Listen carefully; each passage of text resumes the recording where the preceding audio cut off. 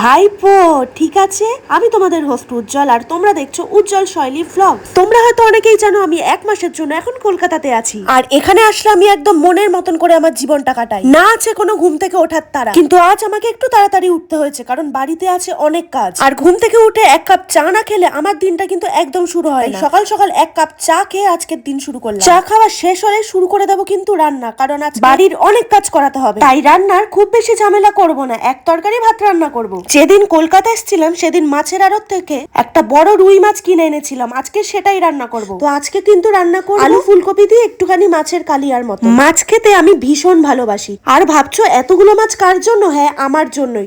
দুবেলা দুটো করে মাছ খাবো। একা থাকার এটাই তো মজা, যা ইচ্ছা রান্না করো, যা ইচ্ছা খাও। চলো তোমাদের সাথে কিভাবে রান্না করলাম সেটাও শেয়ার করি। খুব শর্টকাটে রান্না করব, তাই কড়াইয়ে প্রথমে তেল দিয়ে জিরে, তেজপাতা, গোটা গরম মশলা ফোড়ন দিয়ে আলু ফুলকপি গুলো দিয়ে ভেজে নিয়েছি। তারপর যা যা গুঁড়ো মশলা থাকে আর টমেটোও দিয়েছিলাম, সব দিয়ে ভালো মতন কষে একটু জল ঢেলে ফুটলেই মাছগুলো দিয়ে দিলাম।